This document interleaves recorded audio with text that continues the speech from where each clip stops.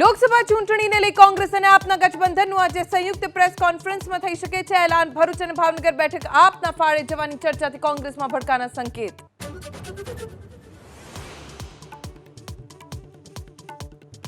પ્રધાનમંત્રી મોદી 2 દિવસ ગુજરાત પ્રવાસને લઈ આજે રાત્રે જામનગરમાં કરશે રોડ શો। કાલે દ્વારકામાં દર્શન કરી ઓખા બેટ દ્વારકા સુદર્શન સેતુની આપશે ભેટ। રાજકોટમાં વિકાસ કાર્યોનું કરશે લોકાર્પણ। લઘુત્તમ તાપમાનમાં ઘટાડા સાથે રાજ્યમાં વધ્યું ઠંડીનું જોર। 6 શહેરોમાં ઠંડીનો પારો 15 ડિગ્રીથી નીચે। નલિયા 8.8 ડિગ્રી સાથે ઠંડુગાર। હજુ 2 દિવસ રહેશે કડકડતી ઠંડી।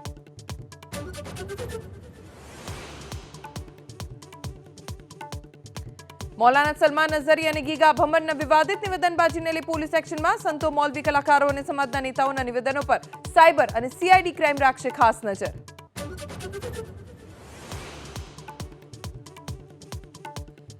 જમ્મુ કાશ્મીર, હિમાચલ પ્રદેશ અને ઉત્તરાખંડમાં બરફવર્ષાની આફત યથાવત। કેટલાક વિસ્તારોમાં બરફના થર જામી જતા રસ્તાઓ બંધ। અરુણાચલ પ્રદેશમાં પર્યટકોને બચાવાયા।